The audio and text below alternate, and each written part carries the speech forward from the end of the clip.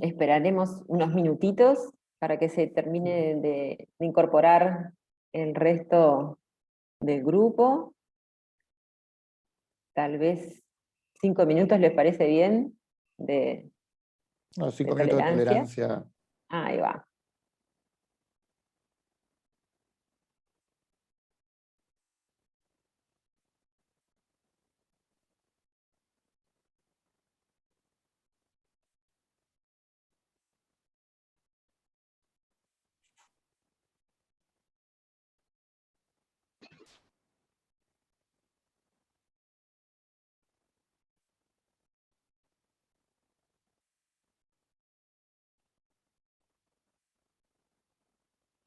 Ya somos 35.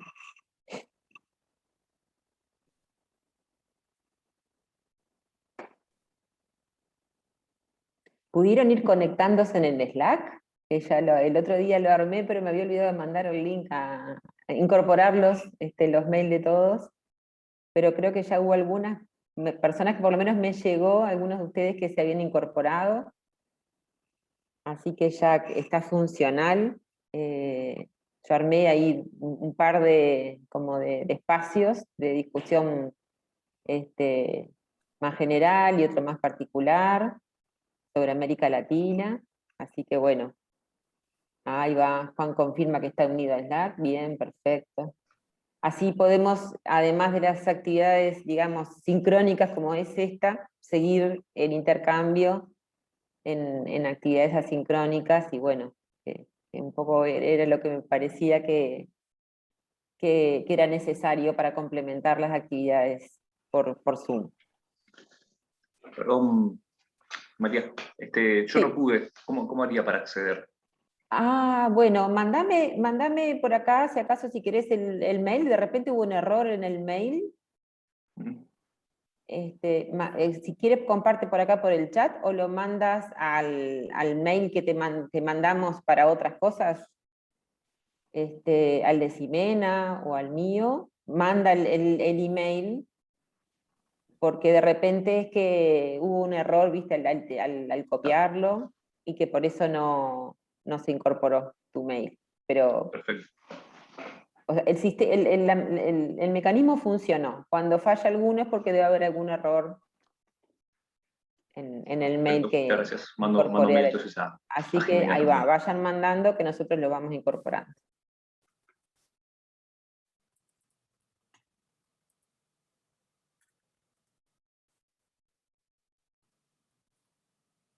Acá Marisa, ¿tú no recibiste la invitación? Voy a copiar el mail de Marisa entonces y lo pongo aparte, así ya después de la actividad de ahora voy haciendo eso. Professora Maria, me Sim. desculpe, o convite vem pelo e-mail? Como é o convite? Eu não entendi o que a senhora está fazendo. Não é um WhatsApp? Qual é o convite? A senhora manda um convite por e-mail, ele abre alguma coisa? Claro, tienen que registrarse en Slack y de esa manera pueden ingresar a un espacio, digamos, compartido, en el cual es como un chat, que además se puede compartir archivos, imágenes, pero bueno, es la manera como de seguir un grupo funcionando que puede intercambiar. Eu não recebi nada, mas eu vou aguardar. Muito obrigada. Bien, entonces, por las dudas, comparte tu mail en el chat ahora, por si hubo alguna, digamos, dificultad en eso. Digo, lo que no recibieron es que probablemente ingresamos mal el mail, o lo teníamos mal, o bueno, fue un error en el copiar y pegar, ¿sí? Bueno, muy bien, ya creo que ya estamos a los 6 minutos de las 10 de la mañana, y podríamos comenzar la actividad de hoy.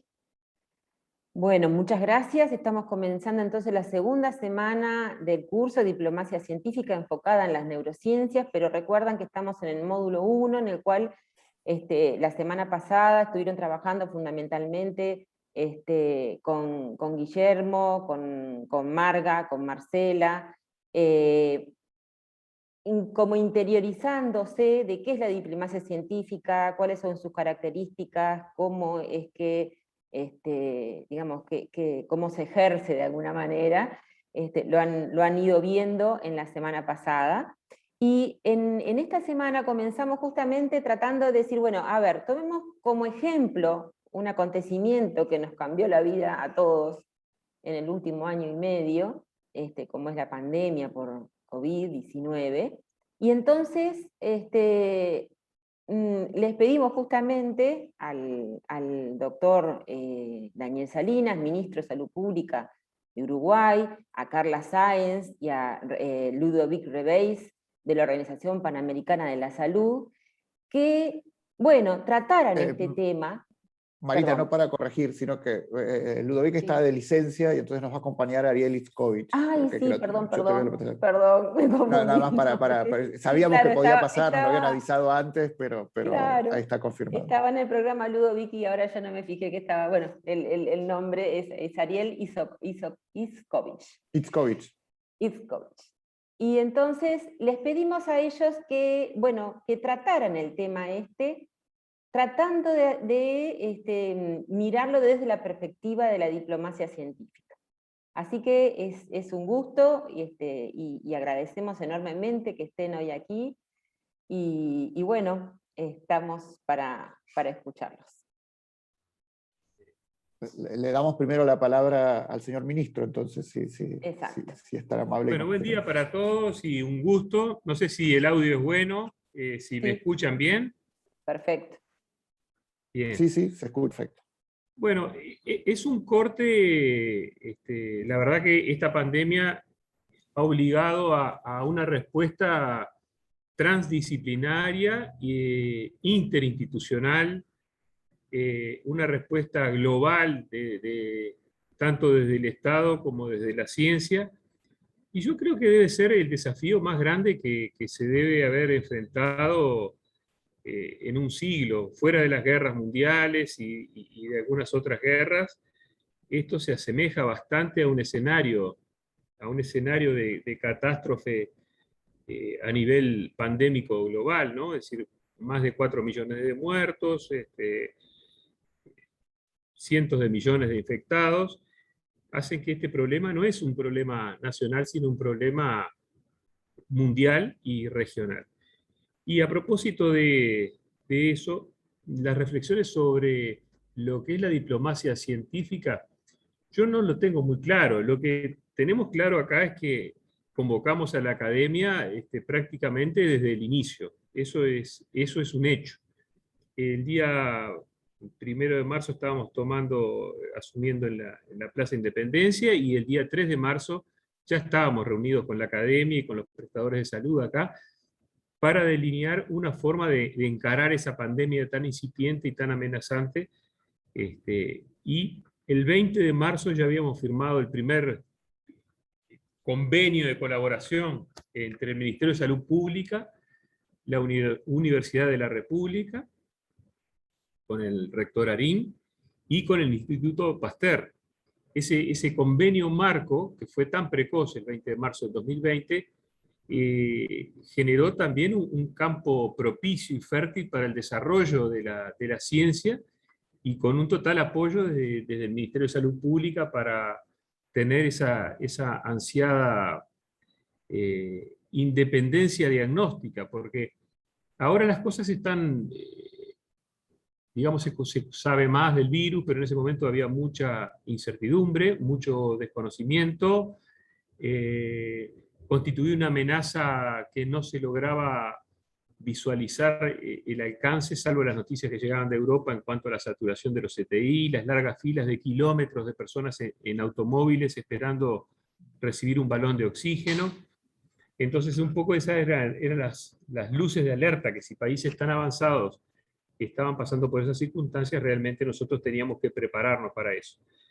En ese momento hicimos ese convenio, y además ya empezábamos a ver que teníamos dificultades reales y dificultades muy importantes para acceder a los test diagnósticos.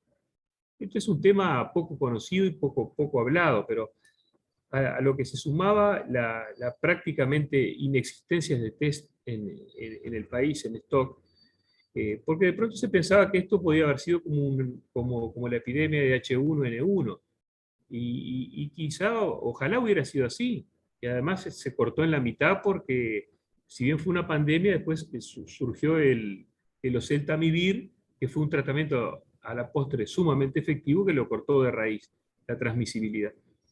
Entonces, sin llegar a vacuna.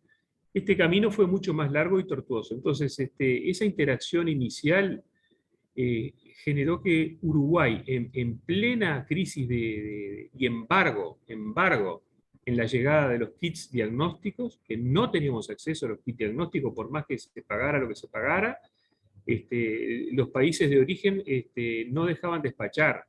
No dejaban despachar, por ejemplo, no quiero mencionar los países porque es antipático, pero en América Latina nosotros habíamos comprado mascarillas N95 en cantidades suficientes, sobre todo para el personal de salud que estaba en la primera línea. ¿Saben cuánto tiempo estuvieron embargados? 75 días estuvieron embargados. Y nosotros habíamos girado ya hasta el dinero para eso. Con los test diagnósticos, otro tanto, no conseguíamos. Bueno, al final terminamos hablando con firmas chinas que producían en Alemania y que el CEO estaba en Estados Unidos para destrabar esos embargos y decir, nosotros somos un país serio, esos 20.000 test diagnósticos los precisamos, nosotros no estamos jugando acá. Que fue un interregno antes de tener los test propios del Instituto Pasteur y de la Universidad de la República, que fueron exitosamente desarrollados. Entonces, esa interacción fue muy importante. Pero esa interacción además se fue profundizando, porque después se fue trabajando con el Grupo GACH, que fue una iniciativa de Presidencia de la República, que le dio una visión y un abordaje transdisciplinario y formalizado. Entonces, a través de diversos informes, fue acercando datos desde la ciencia, recomendaciones, estudios y abordajes desde el punto de vista tanto virológico como sociológico, comportamental, de aspectos del cuidado psiquiátrico, desde el abordaje de las camas de CTI, de cómo tener un verano seguro, cómo era, es decir, recomendaciones desde las más diversas áreas, todo el tema de la educación. Y nosotros desde el Ministerio de Salud Pública hicimos más de 1000 protocolos de vuelta a la actividad también, ¿no? Es decir, se trabajó muy fuerte, fue un ministerio también muy activo en investigación porque realizó en junio del 2021, culminó un estudio de cero prevalencia de anticuerpos de SARS-CoV-2 en personal de la salud. Hizo un estudio en terreno en Rivera, donde se estudió también en personal de la salud la cero prevalencia y en la población en general. También se hizo algo que no estábamos acostumbrados, que es estudiar la efectividad de las vacunas, y eso utilizando herramientas modernas como el Big Data. Nosotros tenemos un sistema que se llama Data Lake, que va incorporando días pacientes, es decir, cuántos días va pasando de cada paciente luego de tener la inmunización, tanto incompleta, completa y completa con 14 días, lo que nos ha permitido monitorizar la eficacia con una dosis, con 2 dosis y con 2 dosis y 14 días en las 3 plataformas. Lógicamente que AstraZeneca el 12 de julio recién se comenzaron a dar las segundas dosis porque había 90 días entre cada una, pero tenemos los datos de las primeras dosis también. Eso nos permitió a su vez cotejarlo con la incidencia que ha tenido la afección, cómo se correlaciona eso con la hospitalización, con la gravedad, con los CTI, con el fallecimiento, y permitió extraer conclusiones que son sumamente útiles. Por último, es de destacar que en su momento no tuvimos un acceso muy facilitado a las muestras que eran positivas del laboratorio, de tal manera que esto ya es una anécdota, pero en verdad que tuve que ir personalmente con la prorectora de la Universidad de la República, Cecilia Fernández, a ir a retirar las muestras. En determinado momento era todo rémora para entregar las muestras, ¿no? Es un tema que el Uruguay se debe en esta discusión. Es un país que está acostumbrado a trabajar en chacras. Esta es mi chacra, yo cuido mi chacra y no le abro la puerta a nadie más. Entonces, eso implicó algunas circunstancias particulares, como esa de ir a buscar en persona las muestras y ir a trasladarlas a un lugar para poder desarrollar este diagnóstico. La vigilancia genómica, es decir, eso es una innovación sumamente importante, porque al existir las variantes, bueno, en Uruguay se hizo la secuenciación genómica ya de las primeras cepas, y se sabía, inclusive cuando se habían introducido aquellas 4 primeras introducciones, que se determinó que habían ingresado de 4 lugares diferentes, una variante estadounidense, una de Australia, una de España y una de Canadá, en el año 2020. Después se empezó a hacer la secuenciación genómica en forma aperiódica, y ahí, bueno, se detectó el momento en que pasamos a tener una predominancia de cepas brasileñas, no la P1, sino la cepa brasileña.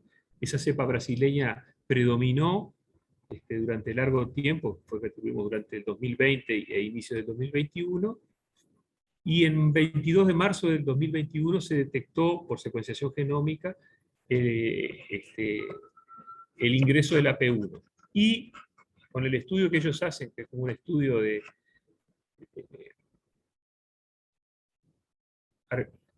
fósiles, vamos a decir, o arqueológico, digamos, hacia atrás, no sé cómo explicarlo, el tema es que ellos logran determinar el momento de la introducción del virus en el país, que coincide con el incremento de casos, y lo ubican en el torno, si bien que se detectó el 22 de marzo, detectan el ingreso en torno del 15 de febrero del 2021 de la P1, que luego además tiene como característica una enorme transmisibilidad y una mayor letalidad. Y es decir, la transmisibilidad se estima en un 280% con respecto a las variantes que le precedieron, y la letalidad en un 180%.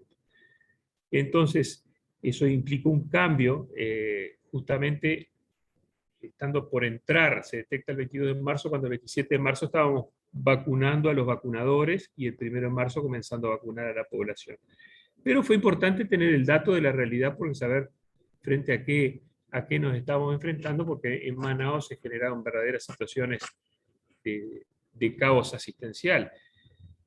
Entonces nosotros, con todos esos datos y con todo lo que podíamos ver, pudimos tomar algún tipo de medidas de mitigación, como fueron unas cuantas medidas de restricción de la movilidad, unas cuantas, desde diciembre, y se fueron renovando, y después también de preparación en la tercera fase, en la parte asistencial de CTI, incrementando fuertemente las dotaciones de recursos materiales y de recursos humanos, tanto a nivel de enfermería como transdisciplinario médico. Ahí también jugó un rol importante el tema de los anestesistas, el tema de los intensivistas pediátricos, los cardiólogos intensivistas. Es decir, se formaron 1.900 enfermeros y más de 1.000 médicos de alta especialización, pero con un upgrade volcado hacia el manejo del intensivismo adulto.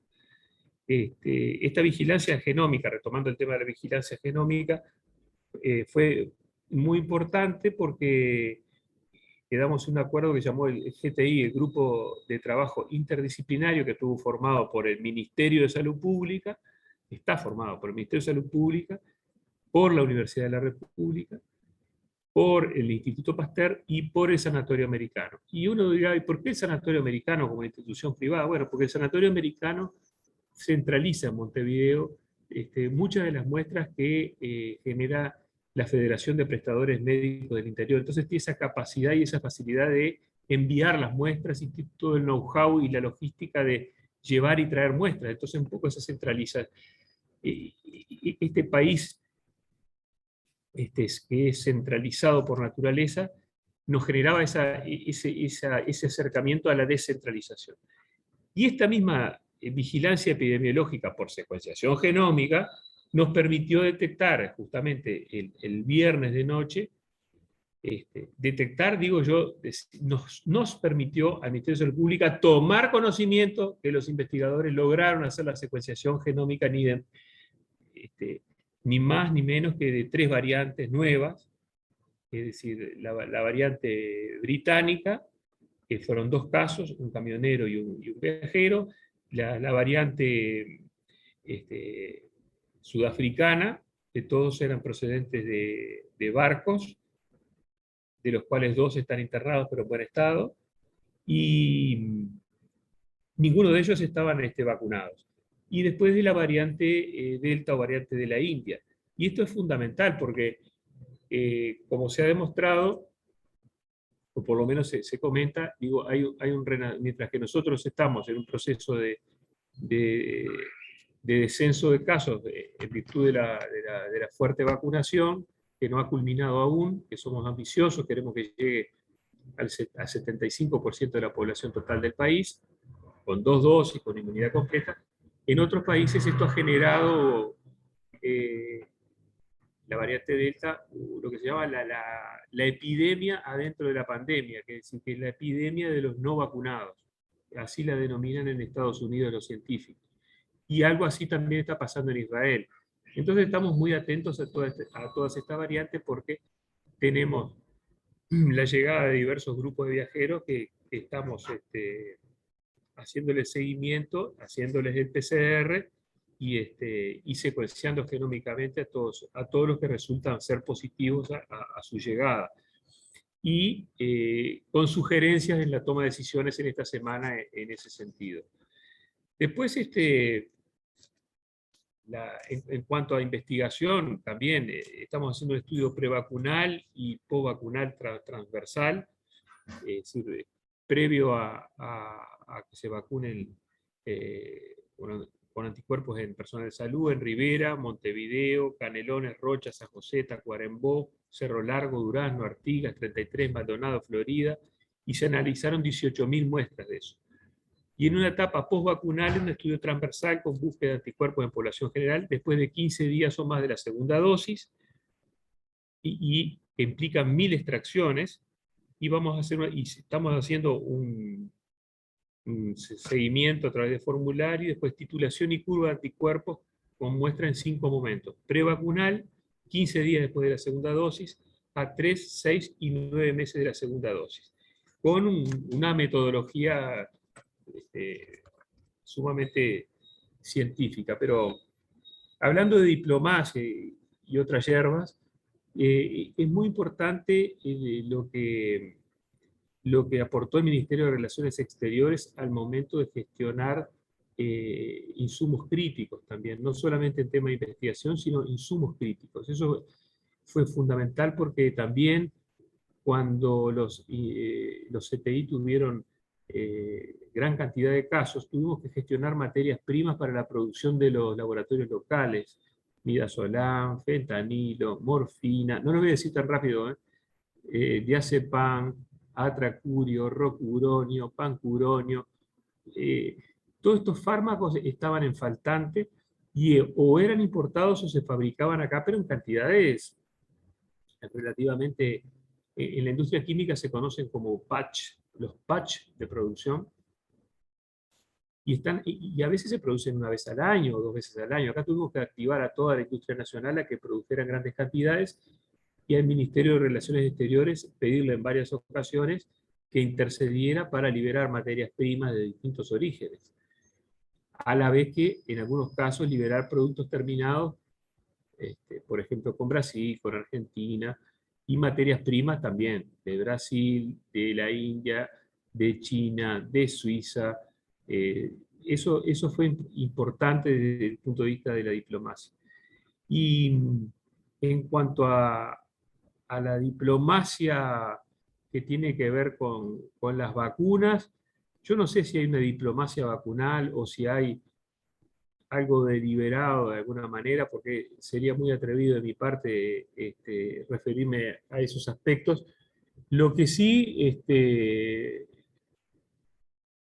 es como en la murga nos obligaron a salir, porque la verdad que nosotros confiábamos mucho en el tema de los mecanismos internacionales y multilaterales, porque siempre fueron exitosos, siempre hubo un manejo muy prolijo por parte del Fondo Rotatorio de la OPS para tener todas las vacunas del certificado de esquema de vacunación en todas las afecciones: sarampión, rubiola, papera, difteria, pertussis, tétano, BCG, HPV. Y siempre como que estando el plan de vacunación y habiendo colocado los pedidos, se recibían en tiempo las vacunas, haciendo los pagos que corresponden, inclusive teniendo hasta mecanismos de financiación. Bueno, esta pandemia vino a cambiar todo el paradigma realmente nosotros,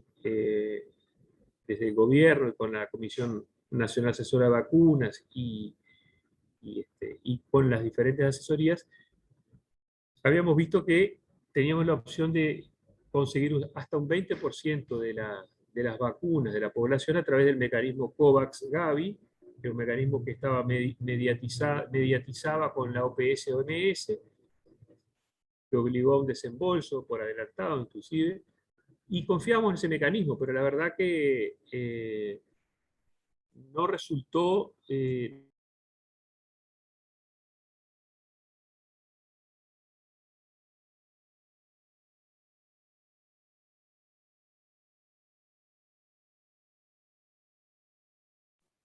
Perdimos la conexión, ¿no? Perdimos la conexión. Nos lo secuestraron al ministro, se fue. No, viste que justo recién apareció el mensaje que estaba en live streaming, donde le haya dado que no, creo que se sale de la reunión, ¿no? Le voy a escribir. Bueno, a ver si, porque justo estaba por contar lo del Claro. el mecanismo COVAX y era interesante. Bueno, mientras tanto, quiero rescatar varias de las cosas que dijo. Creo que es interesante como experiencia, entendiendo primero, bueno, la novedad del término de diplomacia científica que él está intentando adaptar, pero al mismo tiempo, que justo entraba ahora en la parte más de diplomacia, si se quiere, importante todo el rol de la interacción de la asesoría científica en la toma de decisión y cómo tuvieron que ir incorporando y revisando todas esas cuestiones de ciencia para la toma de decisiones y la emergencia, ¿no? Y el cambio de ciertas culturas. Creo que hasta ahora mencionó dos cambios de cultura importantes. Una dentro de la actividad científica en función de romper ciertas barreras para compartir informaciones, y la otra que estaba contando ahora en función de cómo ciertos mecanismos que evidentemente en su relato funcionaban muy bien, y con el COVID, después escucharemos a los colegas acá de OPS, se han visto de alguna manera violentados, probablemente en función del exceso de demanda y las particularidades del caso, ¿no?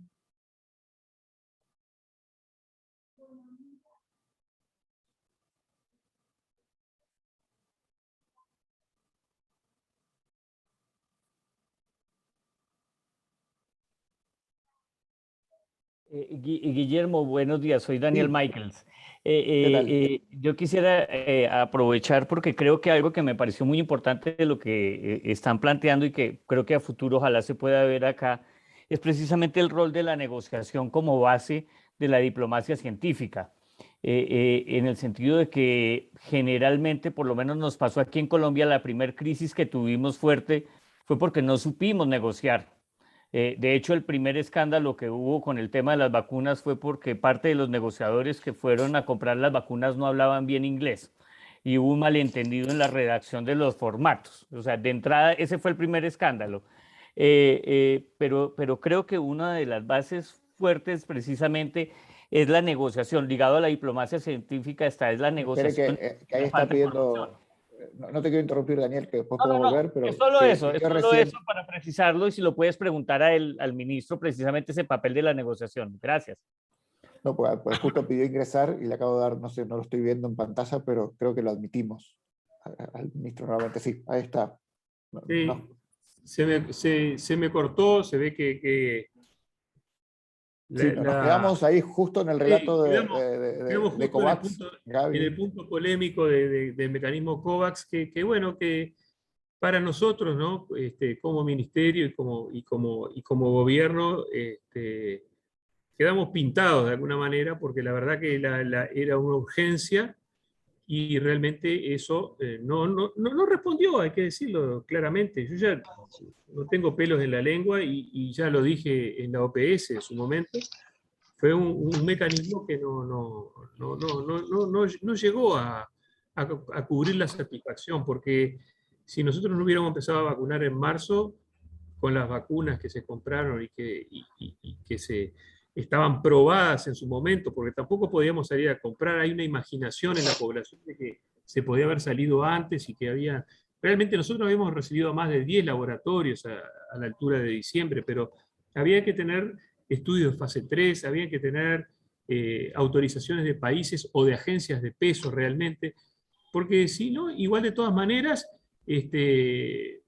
por un motivo o por otro nos iban a cuestionar cómo estábamos autorizando tal vacuna o cual vacuna, si es que no contaba con los estudios de fase 3 que dieran la seguridad a la población. No es cuestión de traer cualquier vacuna. No obstante ello, la comisión analizó más de 10 propuestas y recibimos a 9 o 10 delegaciones de diversas empresas y países, y avanzamos todo lo que pudimos con todos.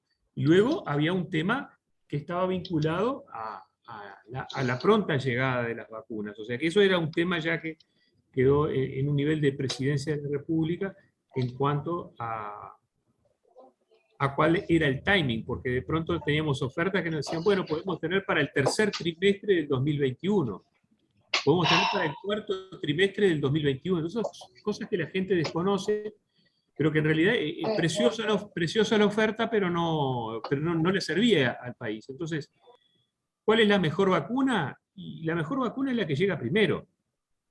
Eso es así. Y entonces, dentro de un marco de restricción de oferta, ¿no? y una demanda exacerbada, donde algunos países de pronto compraron 4 o 5 veces las cantidades que precisaban para sí mismos, nos enfrentamos a ese dilema. Que, bueno, por suerte pudimos vacunar muy rápidamente, y en cantidad de dosis por 100 habitantes estamos en los primeros lugares del mundo. En primeras dosis estamos en 73%, en segundas dosis en 58%. Pensamos que sobre fin de agosto vamos a estar en el 73% de la población con 2 dosis seguramente, y aspiramos a superar ese techo de cristal, ¿no? Tampoco hay estudios en menores de 12 años de fase 3, ni están autorizados en ningún país, y tampoco están autorizadas las terceras dosis en la población en general, sino en algunas poblaciones en particular, y aún así ya hay noticias que en algún país revieron alguna medida en algún subgrupo de pacientes. O sea que esto es tan dinámico y obliga a estar tan al día, que sí se genera esa interacción con la ciencia, con los institutos, con las universidades, con el gobierno. Y bueno, el rol desde el gobierno es el de articular y el de tratar de sacar el mejor provecho para la población, porque en definitiva es la población del país a la que nos debemos. No nos debemos a ningún poder extranjero, ni a ningún por supuesto que al gobierno sí, pero nos debemos a la población. Y uno como médico tiene ese imperativo moral de dejar todo, absolutamente todo, en la cancha, sábado, domingo, feriado, y no hay que quejarse tampoco, porque esa es la vida del médico, es eso. No es nada raro para un médico tener que estar 100% a la orden, disponible, de buen talante, aprendiendo. O sea, esa es la naturaleza del tema médico.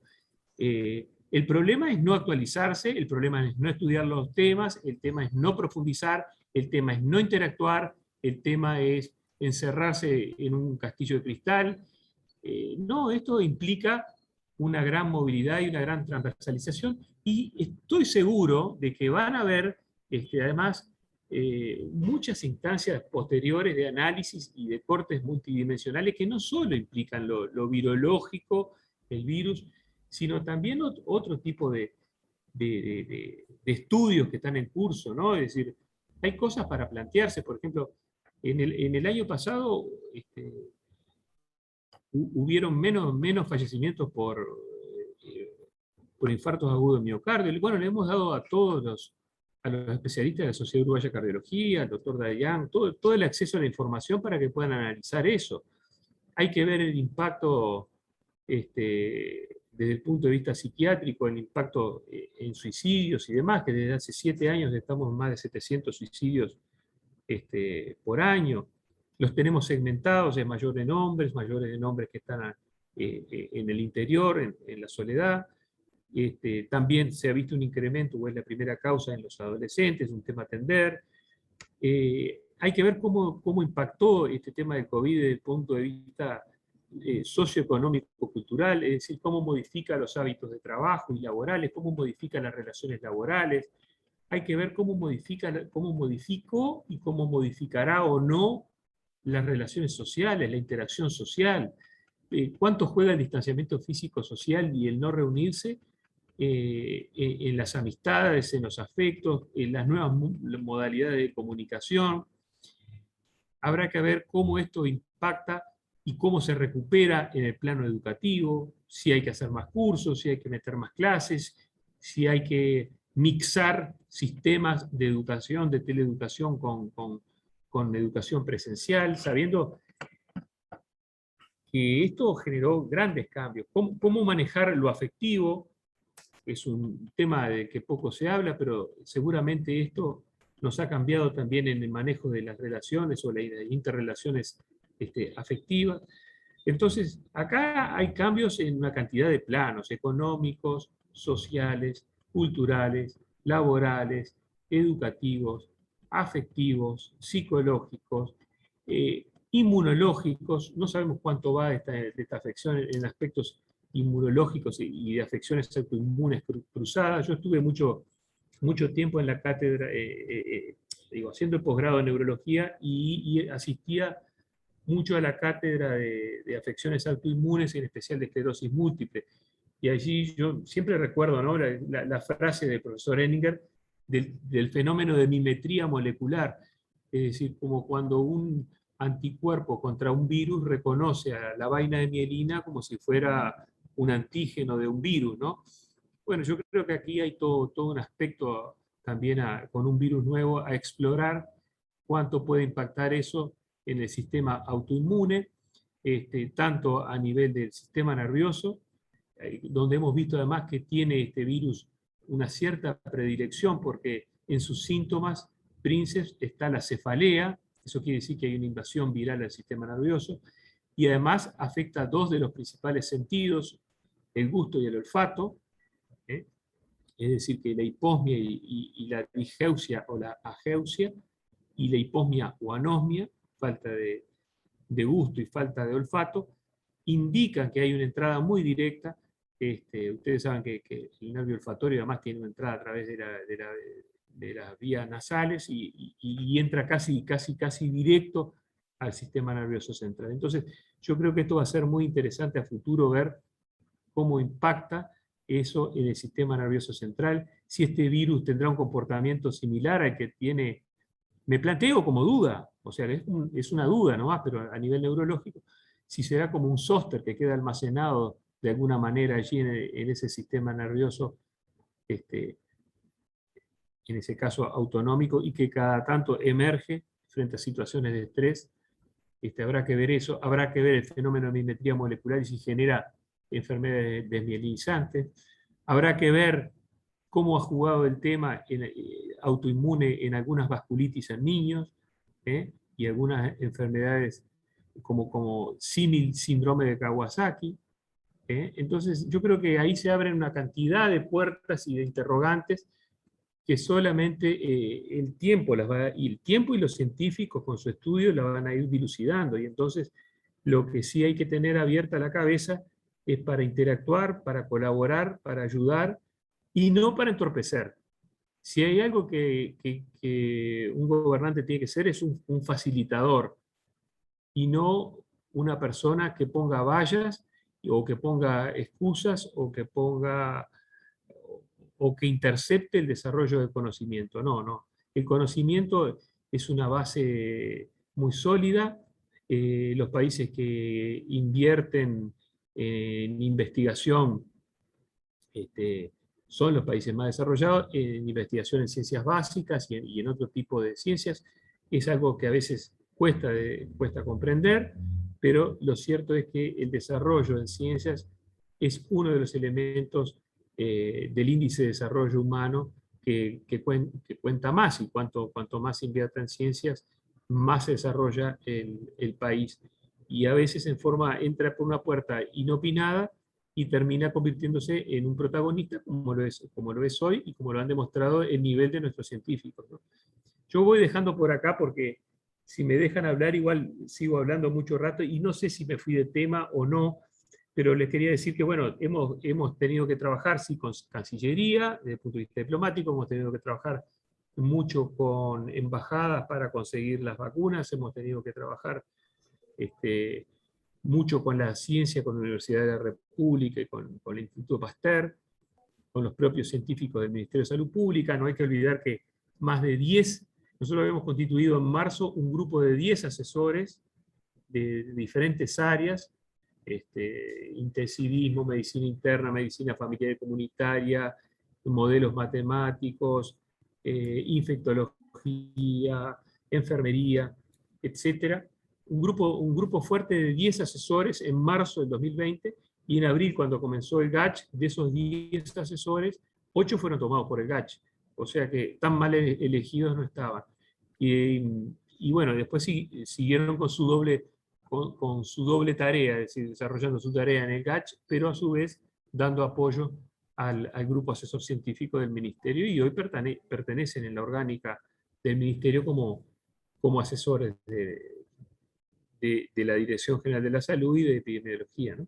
Los voy a dejar, los dejo en libertad para expresarse, y quería agradecer también un poco en este tema de la diplomacia el apoyo que en su momento, cuando escaseaban los recursos, sobre todo de elementos de protección personal, el apoyo que tuvimos por parte de la OPS, Giovanni Escalante, facilitando el acceso de sus equipos de protección personal para el personal de la salud, y cuando se introdujeron los métodos de diagnóstico de test antigénicos también, vimos que en 15 días vimos que lo habían aprobado en Europa, también decidimos traerlos para acá, y con la OPS anduvimos bien con ese tema. El déficit estuvo en las vacunas, digamos, o sea, eso es así. Nada más por ahora.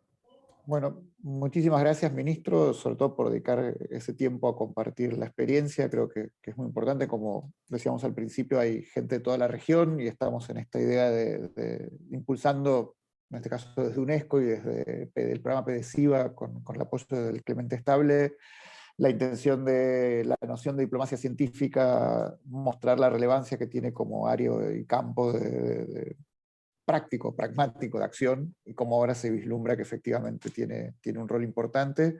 Y ahí, por eso le estábamos pidiendo a los colegas de OPS, a Carla Sáenz y Ariel Skovich, que nos cuenten un poco la dinámica desde un organismo internacional de la vinculación, bueno, en este caso de salud, con la ciencia, cómo la ciencia se cruza en general en la vida particular, y como ya también mencionaban, el COVID, que ha sido un parteaguas en un montón de cuestiones, en la vida en general y en lo sanitario en particular. Entonces, bueno, que ellos nos contaran un poco desde un organismo internacional cómo es esa interacción. Preguntas vamos a dejar para después, si me disculpan, así seguimos con las presentaciones.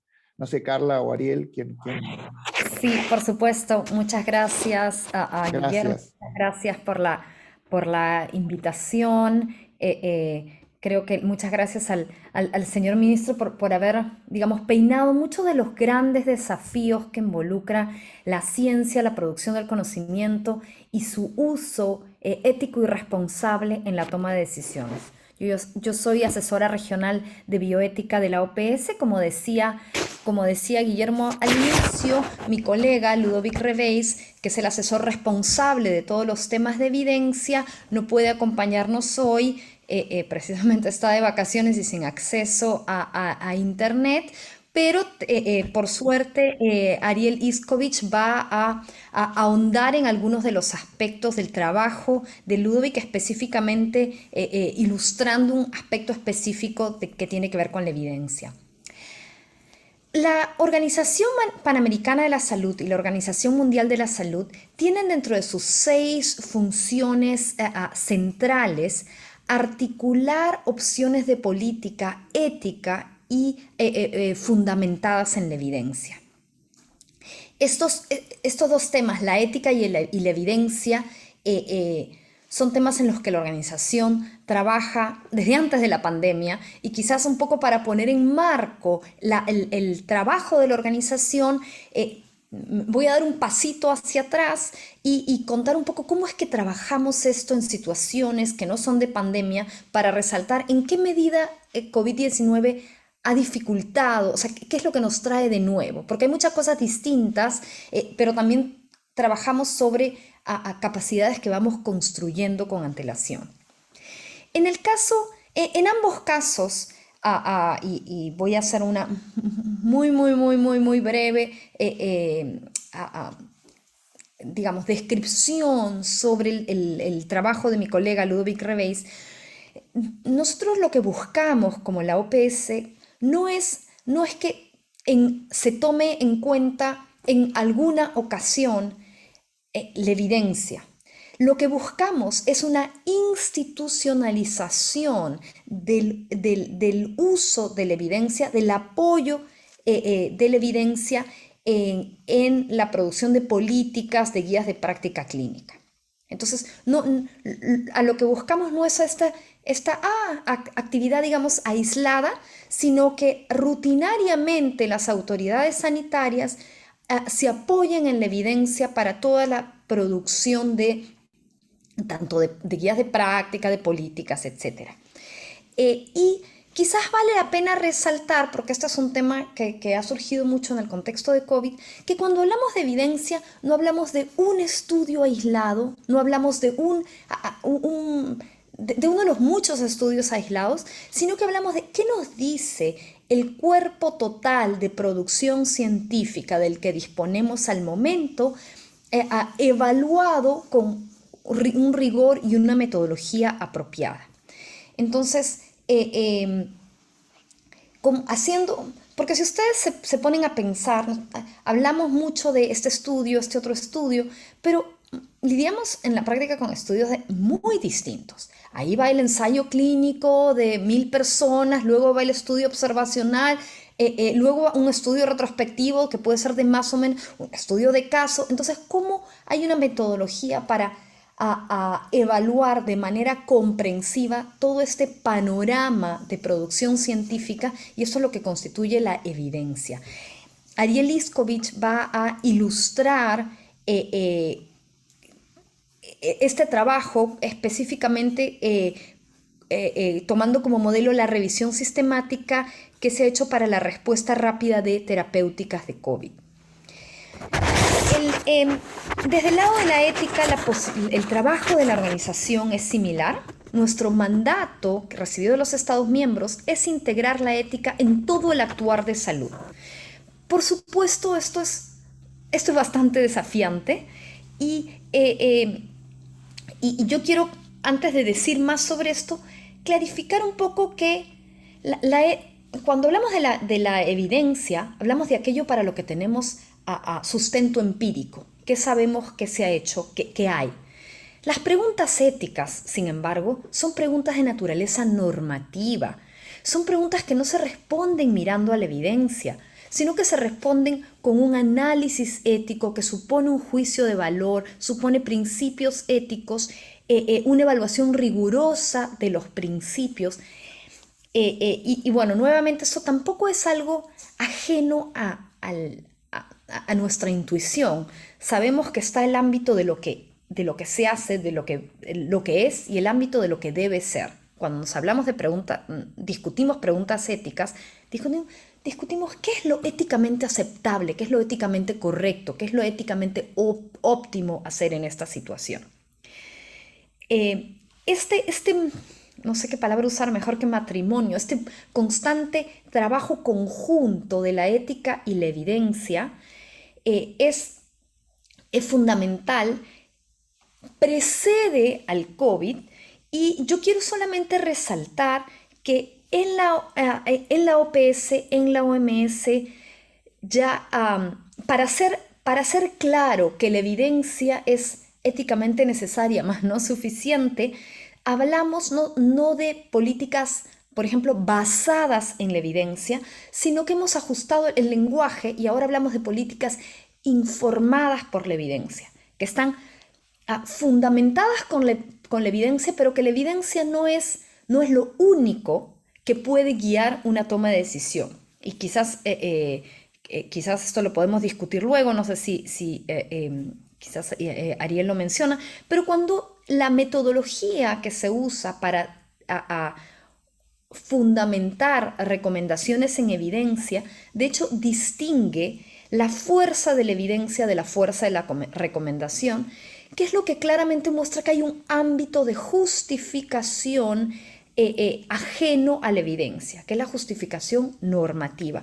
¿Por qué? Porque podemos tener evidencia para distintos cursos de acción, distintas intervenciones, pero muchas veces con lo que lidian nuestras autoridades sanitarias es con ver cuál de estos cursos de acción, que pueden ser igualmente justificados por la evidencia disponible, debe ser priorizado.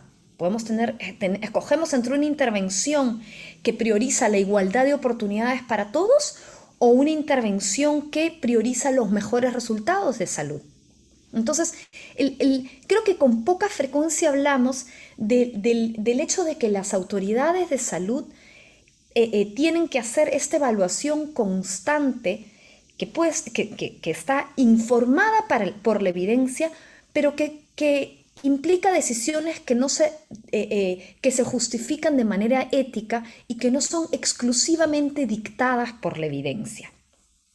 Nosotros, como el Programa Regional de Bioética de la OPS, trabajamos con las autoridades sanitarias para sensibilizar sobre los desafíos éticos que surgen en las decisiones de salud, para fortalecer las capacidades para hacer un análisis ético de los distintos desafíos que pueden surgir, y también para ver de qué medida se puede trabajar con miras a una institucionalización, una formalización de los procesos de análisis ético en la toma de decisiones de una manera acorde, apropiada, que no sea un check burocrático, sino un genuino análisis ético que sea apropiado para la actividad en cuestión, ¿no? Entonces, esto es de lo que partimos antes de COVID-19, pero como ustedes muy bien saben y se ha mencionado ya, la COVID-19 ha traído una gran atención a los temas de evidencia y ética. ¿Por qué? Bueno, algo de esto lo explicó el señor ministro ya. Al tratarse de un nuevo coronavirus, empezamos una situación con un virus para el que era nuevo. Eso significa que no teníamos estudios previos porque el virus era nuevo. Evidentemente, al ser un coronavirus, disponíamos de conocimiento de coronavirus en general, de otros coronavirus, pero de este coronavirus no teníamos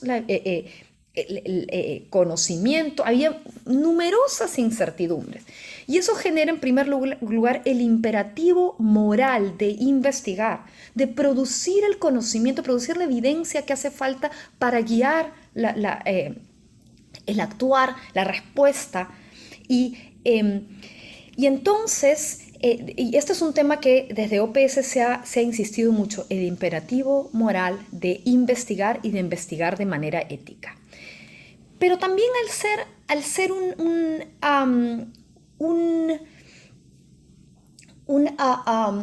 nuevo coronavirus, esta ausencia de conocimiento supone una gran incertidumbre.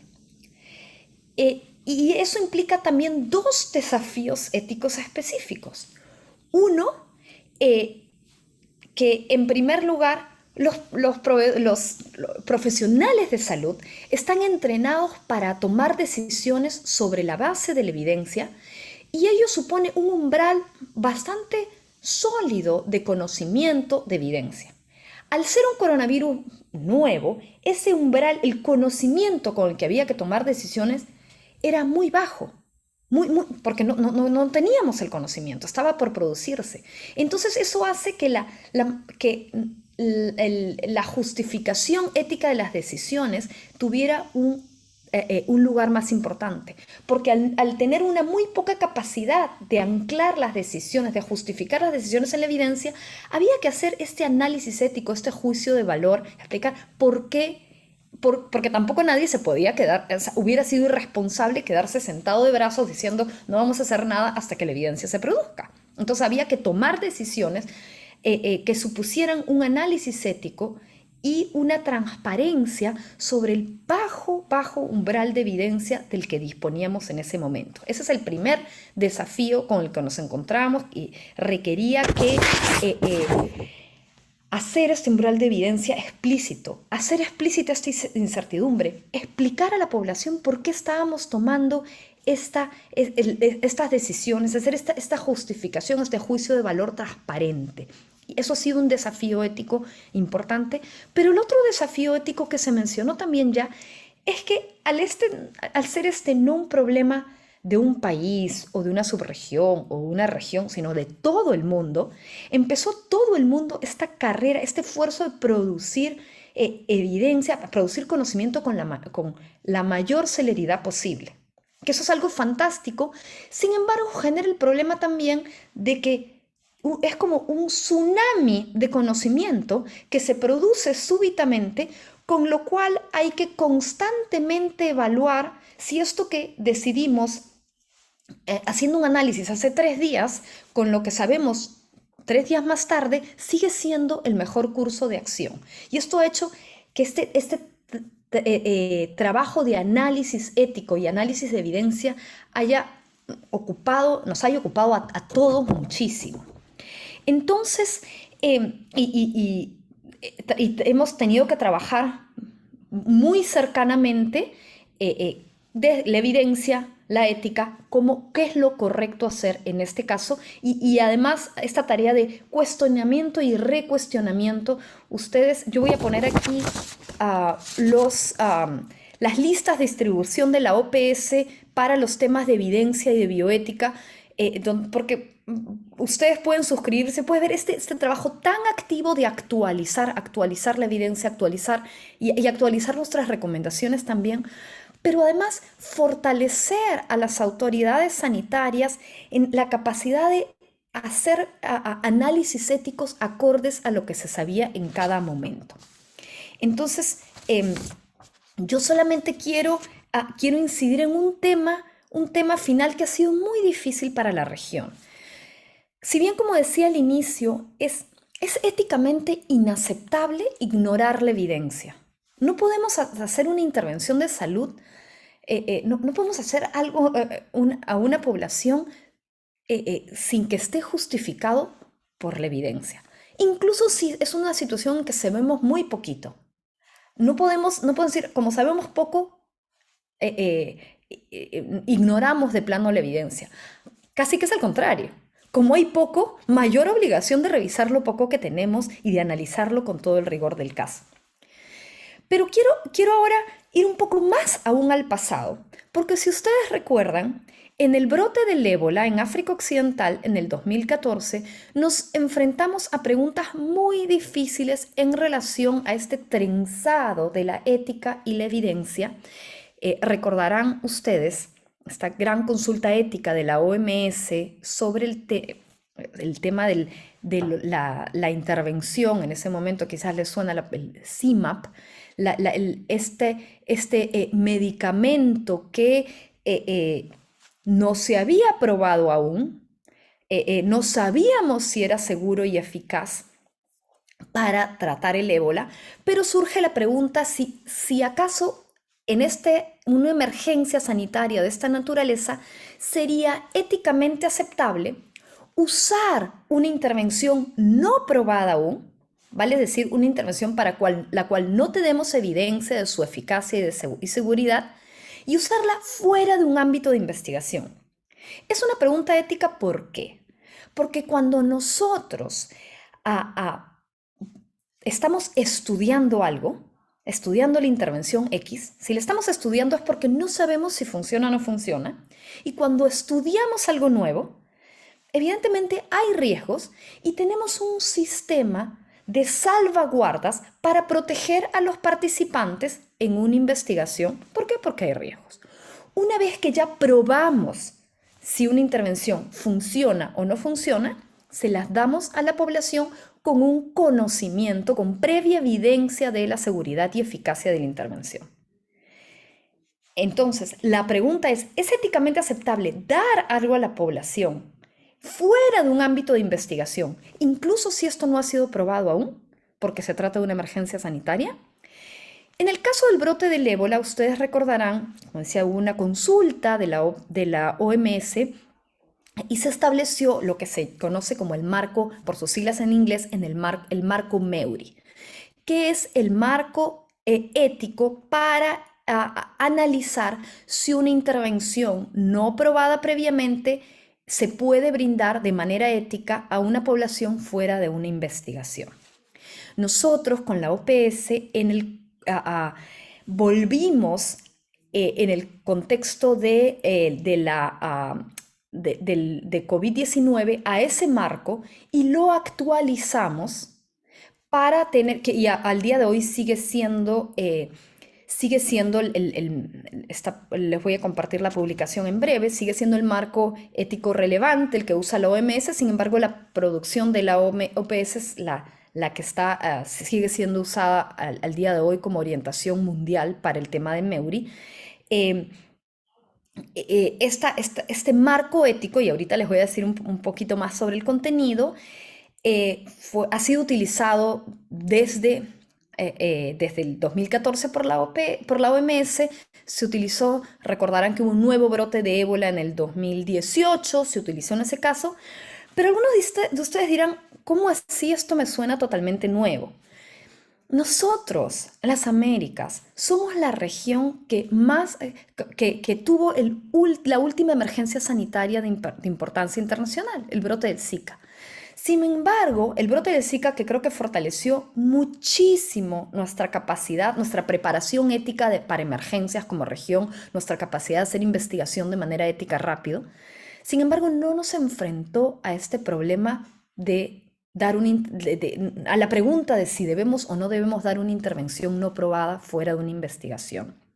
No fue un tema que surgió, y por esto es que este marco MEURI, para ver en qué condiciones, con qué criterios es éticamente aceptable dar una intervención no probada fuera de una investigación, es por eso que es nuevo para nuestra región. Lo que dice el marco, voy a poner el documento completo en breve, pero básicamente hay 4 criterios, 4 conjuntos de criterios que tienen que darse para uno poder éticamente usar una intervención no probada fuera de un ámbito de investigación. Primero, el criterio que tiene que ver con la justificación de la intervención.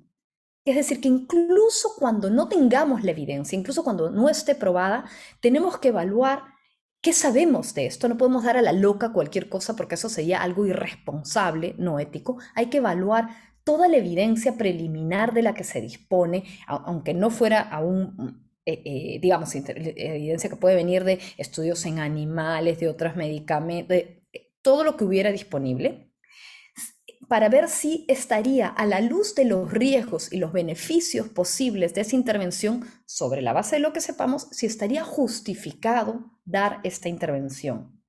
En segundo lugar, tiene que haber una supervisión ética y regulatoria adecuada, que supone, tiene que haber una revisión ética de esto, la autoridad regulatoria tiene que poder hacer seguimiento de esto que se está dando a la población, que no está probado.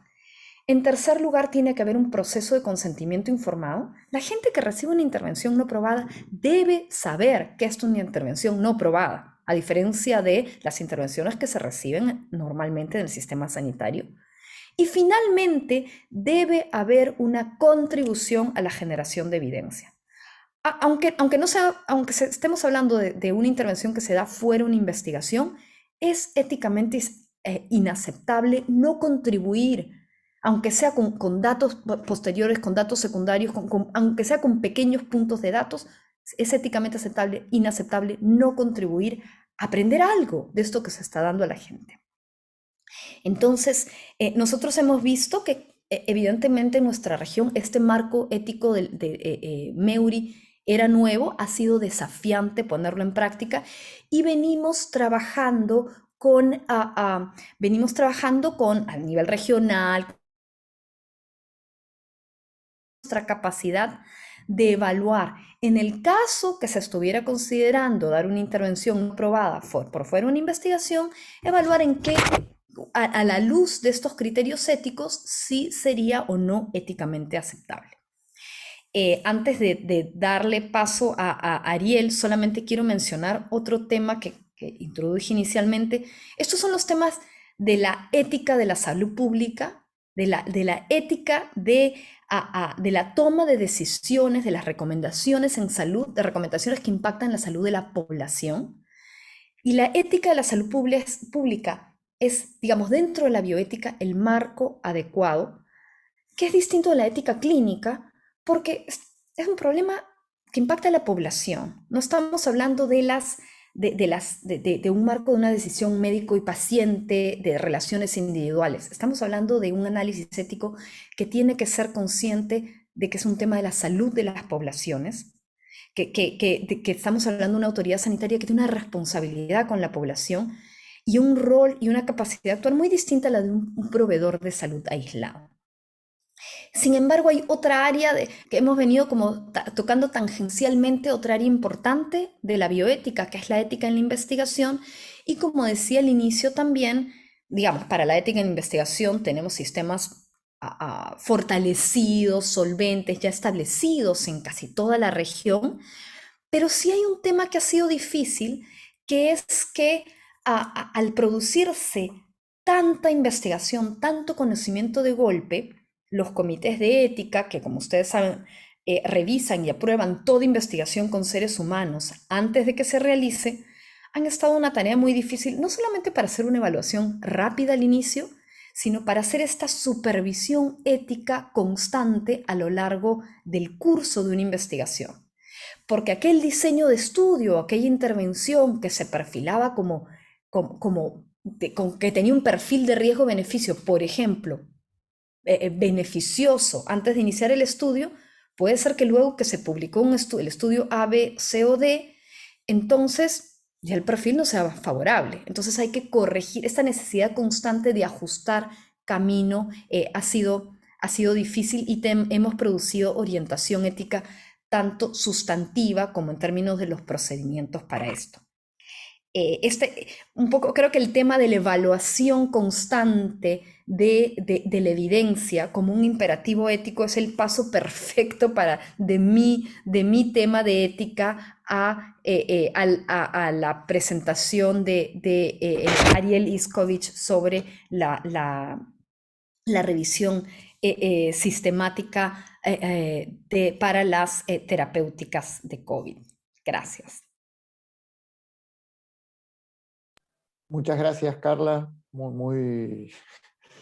Mucho para debatir sobre la sensibilidad, además, justo de una pandemia, porque todo esto mismo hubiera sido sumamente interesante, pero no quizás tan tangible como lo que estamos viviendo todos en función de la pandemia. Entonces creo que, así como solemos decir que en mi país de origen, por lo menos, que todos somos técnicos de fútbol y todos opinamos sobre fútbol, acá sobre pandemia, ahora todos opinamos sobre pandemia y sobre las cuestiones de salud. Entonces también es interesante saber la voz autorizada de aquella gente que viene trabajando desde el inicio sobre estos temas y se vio desbordada y teniendo que enfrentar una situación, como muy bien describió el ministro, probablemente única en el último siglo, comparable a los fenómenos de las guerras mundiales. Entonces, creo que es interesante también ir incorporando y saber que todo esto es un proceso.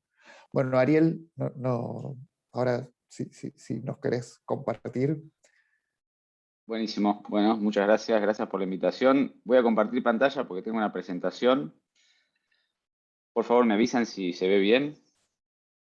La estamos viendo. Sí, perfecto. Excelente.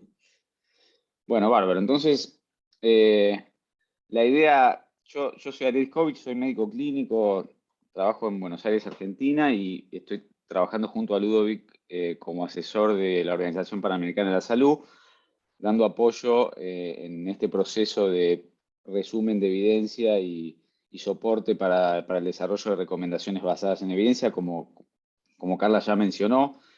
La idea de esta presentación, que no va a ser muy larga, es mostrarles, darles un panorama, un pantallazo de cuál es el trabajo que estamos haciendo, que es bastante novedoso porque la situación, como ustedes ya saben, es novedosa y tiene muchos desafíos que nosotros decidimos afrontar con estrategias que, de vuelta, son novedosas. Entonces, para empezar, mostrar que la pandemia no es solamente una pandemia de un virus, sino que también existe lo que se denomina, y ha sido publicado como tal, infodemia, ya que la cantidad de información relacionada a la pandemia es excepcional, nunca antes vista, creo yo, y aumentó en forma exponencial también, al punto que es casi inmanejable. Entonces, hacen falta estrategias muy bien consolidadas para poder identificar qué de todo eso que están viendo ahí, que son más de 500.000 publicaciones al día de hoy, qué es lo que realmente aporta información relevante para poder tomar decisiones que le sirvan a las personas y a todos los afectados por este virus y por esta situación. Entonces, lo que hicimos nosotros, bueno, desarrollamos un proyecto que tiene por objetivo recopilar la mejor evidencia sobre tratamientos farmacológicos, en este caso, para pacientes infectados con COVID-19 o expuestos a COVID-19, es decir, estrategias profilácticas. Ese proyecto o ese proceso debía ser un proceso que se mantiene actualizado en forma permanente, porque como ustedes ven, la cantidad de información que aparece día a día es enorme, entonces esto tiene que estar actualizado porque en 2 días ya se desactualiza, así que ese era otro de los pilares del proyecto. Y un tercer pilar también extremadamente importante es que la información recopilada tiene que ser analizada en forma apropiada, utilizando herramientas estandarizadas y en el estado del arte que existen hoy y que son las que se deben utilizar. Entonces, bueno, para la primera parte, que es identificar la información que es relevante, estamos trabajando con la Fundación Epistemónicos, que es una fundación que trabaja, tiene una base de datos, sobre todo centrada en revisiones sistemáticas, pero que además incluye estudios primarios, y ellos tienen todo un sistema que incluye una combinación de trabajo entre seres humanos y robots, es decir, computadoras, que permiten identificar y seleccionar en forma extremadamente rápida y eficiente la información que va apareciendo, en este caso en relación a COVID. Entonces ellos pueden o son capaces de identificar aquellos estudios que se refieren a intervenciones farmacológicas, que son las que nos interesan a nosotros, y más específicamente los estudios randomizados, que son en los que nosotros nos centramos para resumir la evidencia, porque son los que aportan mejor calidad de evidencia. Es un tema en el cual no me voy a meter ahora porque es muy profundo y requiere mucho tiempo de discusión, pero básicamente el concepto es que los estudios aleatorizados son para intervenciones los que aportan mejor evidencia. Por eso, como hay tanta información, decidimos centrarnos exclusivamente en los estudios aleatorizados. Este proceso que lleva adelante la Fundación Epistemónicos busca diariamente en todas estas bases de datos y, como les dije recién, clasifica la información de forma que nos la puede entregar a nosotros medianamente digerida, cosa que nosotros solamente tenemos que mirar aquellos estudios que realmente se refieren a intervenciones farmacológicas para COVID y más específicamente a estudios aleatorizados. Una vez identificada la información, como les dije, el objetivo era aplicarle herramientas que permitan resumir esta información en forma eficiente y transparente y permiten clasificar la certeza en los resultados de la información que estamos obteniendo. Y para eso usamos la herramienta que se denomina Grade, que es, como les dije, hoy en día es el estado del arte para resumir evidencia y usar evidencia para tomar recomendaciones. Básicamente, este sistema Grade tiene dos grandes componentes. El que están viendo acá es el primero, que es cómo debe resumirse la evidencia y cómo debe analizarse la certeza en la evidencia. Entonces hay una primera etapa de búsqueda. Una vez que se encuentra la evidencia, se analiza en forma transversal, es decir, la idea no es resumir estudio por estudio, sino cuando hay múltiples estudios que contestan a una misma pregunta, considerarlos como tales y entonces analizar la información de todos esos estudios en forma conjunta, mediante lo que cuando se puede, se denomina metaanálisis, que incluye, es una herramienta que combina los resultados de múltiples estudios como si fueran uno solo. Y después, toda una serie de cuestiones que tienen que ver con esas estimaciones de efecto que uno obtiene a partir del análisis de los estudios. Cuando digo estimación de efecto me refiero a, por ejemplo, si estamos analizando ivermectina para COVID-19, vamos a obtener una estimación de efecto que es sobre el efecto de la ivermectina sobre la mortalidad. Entonces vamos a tener una estimación que dice, por ejemplo, ivermectina disminuye sustancialmente la mortalidad o no la disminuye. Bueno, esa estimación tiene que ser sometida a un proceso de análisis de certeza, porque hay distintas cuestiones que pueden hacer que esa estimación no sea confiable o sí sea muy confiable. Bueno, eso lo hacemos mediante esta herramienta que se llama Grade. Hasta el momento, entonces, se han buceado dentro de lo que está haciendo este proyecto epistemónico, cerca de 450.000 publicaciones, y mediante esta herramienta que les mencioné, que combina el esfuerzo de seres humanos y robots, hemos logrado identificar 371 estudios aleatorizados, son 364 estudios aleatorizados y agregamos 7 estudios no aleatorizados adicionales sobre intervenciones farmacológicas para COVID. Toda esta información que estamos recopilando la incluimos en un documento que está disponible y que es actualizado aproximadamente cada 2 semanas. Este documento, como les dije, tiene 231 estudios aleatorizados que se refieren a 139 intervenciones y tiene una tabla. Este es un ejemplo de un solo estudio incluido en esa tabla, pero en total, como les dije, son 371, esto está mal. Esos 371 estudios están incluidos en esta tabla, o sea que para cada estudio ustedes tienen una breve descripción de qué es cada estudio. Esta es una parte de la publicación que estamos llevando adelante.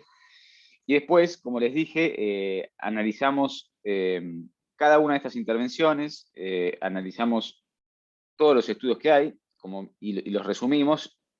Construimos esta tabla que intenta resumir toda la información, que es muchísima.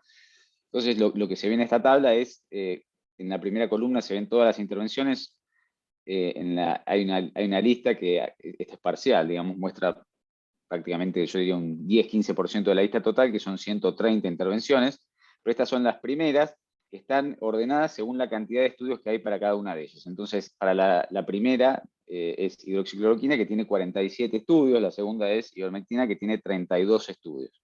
Entonces, como les dije, estos estudios que nosotros identificamos los analizamos en forma transversal, extractamos las estimaciones de efecto de cada una reportada por cada uno de esos estudios y las resumimos en distintos desenlaces, que son los que nosotros seleccionamos para la revisión porque consideramos que eran los más importantes para después poder tomar decisiones.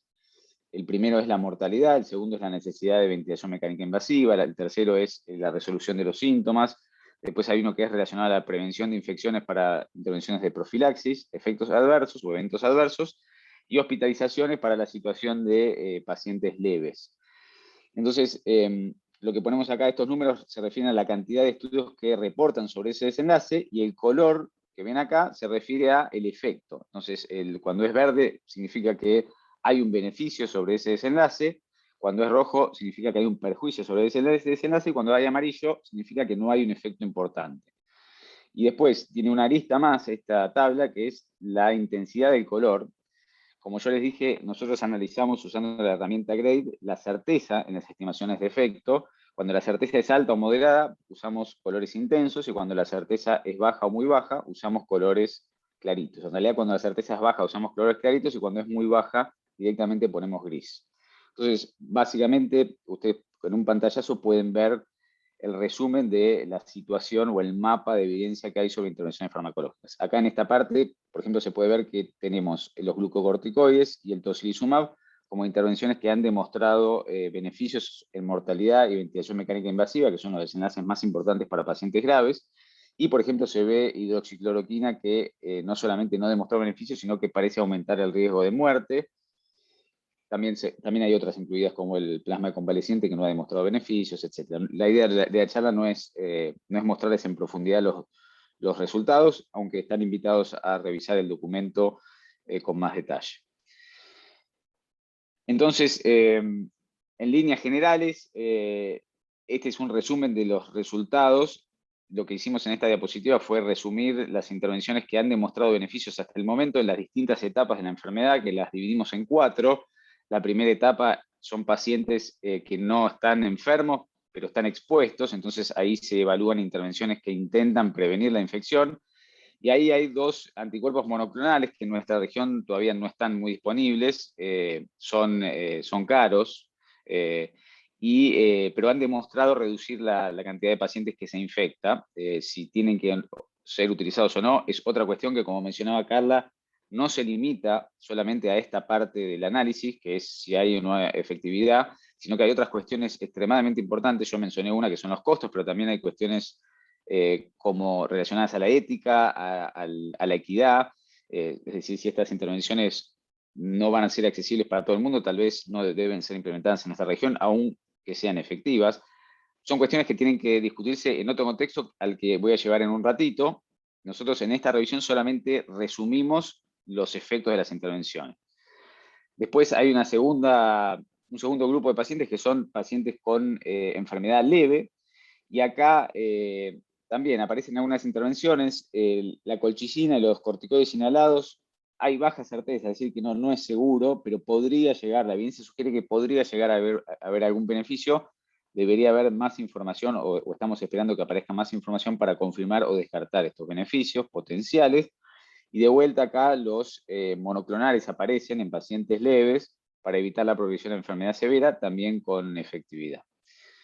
Después ya entramos en enfermedad moderada y severa. En enfermedad moderada es un escenario que en general no ha sido evaluado porque los estudios se centran o en pacientes severos o en pacientes leves. Pero bueno, acá aparece la tromboprofilaxis, y la tromboprofilaxis en dosis habituales, me refiero a anticoagulantes. Fueron comparadas las dosis de tromboprofilaxis habituales con dosis más altas, dosis anticoagulantes completas o dosis intermedias, y los estudios que hay hasta el momento no muestran beneficios de dosis superiores, dosis completas o dosis intermedias. Es decir, que la dosis tromboprofiláctica es la que muestra o se considera más beneficiosa, porque las dosis superiores aumentan el riesgo de sangrado. Y por último, en los pacientes severos y críticos, bueno, como ya mencioné, los esteroides, el tocilizumab, la tromboprofilaxis también en dosis convencionales, y aparecen también algunas intervenciones más novedosas como el baricitinib y los monoclonales, que también parecen haber mostrado beneficios, aunque tampoco están muy disponibles en nuestra región.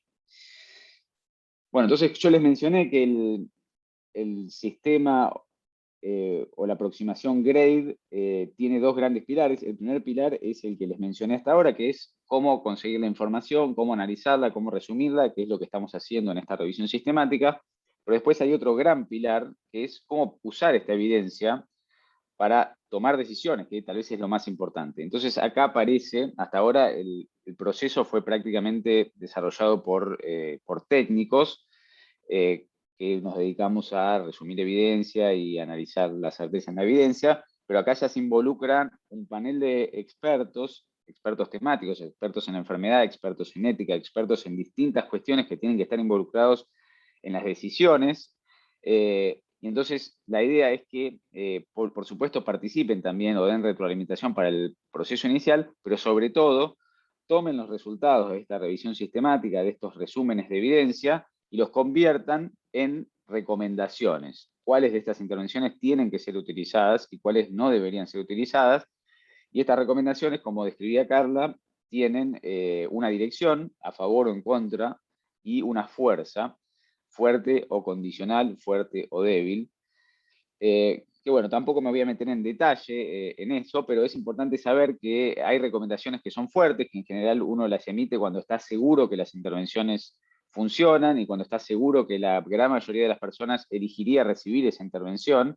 Y una recomendación condicional aplica a situaciones donde la certeza en que hay beneficios o que los beneficios superan a los riesgos ya no es tan contundente, o hay dudas sobre lo que las personas elegirían, porque muchas veces, aun cuando hay beneficios claros de una intervención, esa intervención puede tener costados que son molestos o que ciertas personas preferirían evitar. No sé, para poner un ejemplo, el rastreo de cáncer de colon con colonoscopía, que tiene beneficios demostrados.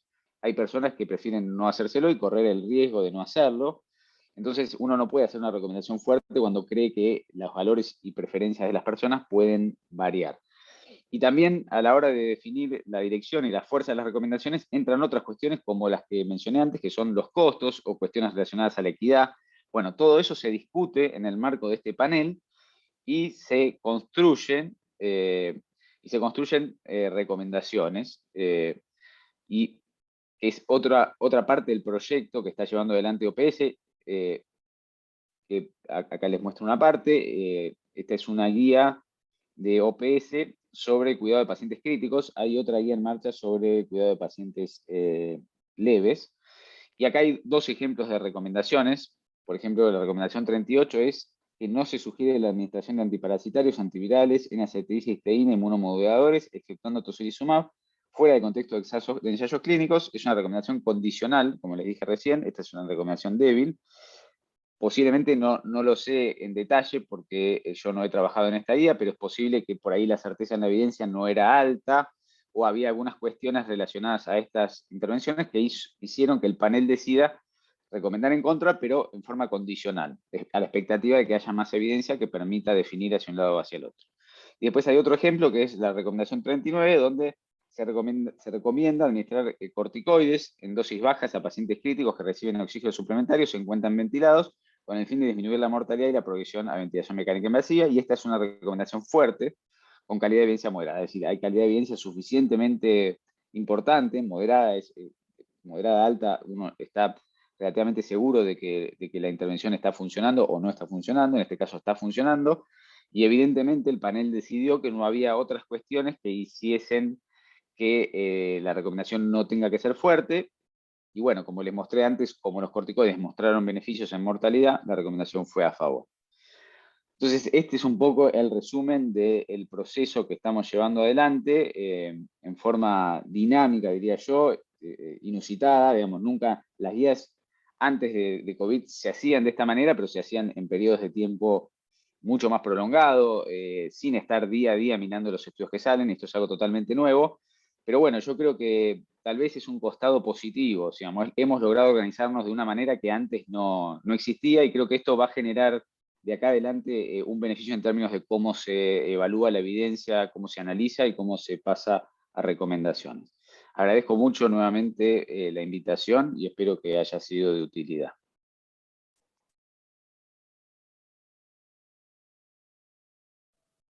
Muchas gracias, Ariel. En realidad, por cuestiones de tiempo, estamos en tiempo cumplido. Yo no quiero sacarles más tiempo ni a Ariel, ni a Carla, y mucho menos al ministro, que no sé si tuvo que salir, que la verdad que no estuve viendo y lo superentendería. Ahí veo, perdón, ministro, no queríamos sacarles más tiempo. Vi toda la exposición sobre la evidencia, eso me interesó mucho. El tema de la evidencia va en el sentido de todo lo que se ha actuado acá en Uruguay, en ese sentido, así que, y en contra de muchas prácticas que no son correctas, como el uso de antiparasitarios y con efectos colaterales indeseables. Así que en ese sentido estamos alineados porque siempre trabajamos mucho con los grupos asesores y nunca se tomaron decisiones que estuvieran desalineadas tanto de los aspectos científicos de la evidencia y de los aspectos bioéticos. Tal es así que inclusive cuando Carla mencionaba los aspectos bioéticos, nosotros convocamos cuando tuvimos el tema de manejo de CTI a una comisión de bioética y a ceñirnos estrictamente a las recomendaciones bioéticas para el manejo del paciente en cuidados críticos. Entonces, eso me parece que muestra el respeto que tenemos en nuestro país por esos aspectos y por el correcto manejo y por el manejo interdisciplinario, ya que participaron desde la Sociedad Uruguaya de Medicina Intensiva, el Sindicato Médico y la propia Comisión de Bioética del Ministerio de Salud Pública. Así que todo eso estuvo muy, muy manejado. Pero interesante el raconto de la OPS sobre los métodos más efectivos, porque nos indican que por lo menos hemos estado obrando dentro de andariveles de seguridad y de beneficio para la población, ¿no? Pero bueno, creo que el tiempo transcurrió ya en este momento, no sé si... Por eso Sí, era bueno, que quería agradecerles y sabía que sus agendas son muy completas, y bueno, todo este tiempo que nos han destinado estuvo muy bien. Como estarán viendo en el chat, la gente estaba muy contenta y bueno, han estado debatiendo y han estado poniendo cosas, pero no nos quedó tiempo para preguntas. Lamento muchísimo con todos. Luego vamos a retomar esto en el curso para hablar nosotros en el interior del curso, los temas que fueron surgiendo, pero ambas cosas fueron a mí también muy clarificantes y al mismo tiempo nos dejan con muchas expectativas. Y sobre todo, lo que yo más rescato es lo que uno puede discutir en teoría o estar pensando dentro del curso y lo que la realidad implica para después llevar a la práctica estas cuestiones, los dilemas reales y concretos de la toma de decisión, que uno lo enfrenta y lo aleja del espacio de pensar en un documento o en un momento en la teoría, que no es lo mismo que en la práctica tener que estar tomando decisiones y tener que estar en esta situación ambigua a veces, de no tener toda la información, pero tener que tomar la decisión en ese instante. Entonces, bueno, todos estos procedimientos y todos estos protocolos que ayudan en ese proceso, ¿no? Y también ayudan a entender un poco más el dilema cuando se está en la gestión, que no todo es simplemente desidia o ignorancia, cuando muchas veces el público o la gente se queja, sino que efectivamente hay muchas variables que están en juego y que es importante observar de mano de aquellos que efectivamente están trabajando con eso todo el tiempo. Así que, de mi parte, no puedo estar más que agradecido del tiempo y la dedicación que nos permitieron. Creo que fue todo un lujo tener gente en esas situaciones y en esas circunstancias compartiendo la acción.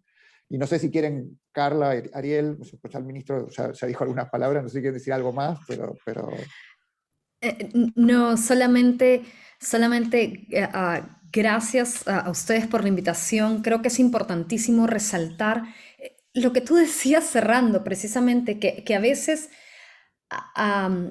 hay como una percepción de que estas tareas son simples, como que yo cojo un estudio ahí nomás y se resuelve el problema, y es tan complejo como lo ilustraba Ariel. O sea, evaluar si una intervención está respaldada por la evidencia no es una cosita que se hace en 5 minutos, y creo que el sumar esfuerzos es fundamental en este contexto, y lo mismo el análisis, las dificultades éticas. Sí, es cierto que la pandemia las ha traído a la luz, pero también a veces nos olvidamos que son el pan de todos los días de los tomadores de decisión en salud, y a veces actuamos como si fuera un tema de simple intuición o como que es obvio, y no es obvio, son dificultades, son desafíos genuinos, y creo que la pandemia nos está dejando muchas lecciones, como decía Ariel, que van a quedar para luego, y espero que esta, o sea, el que se haga, el que deje de ser invisible, este esfuerzo por incorporar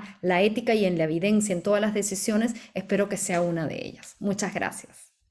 Bueno, muchísimas gracias, Carla, señor ministro, Ariel.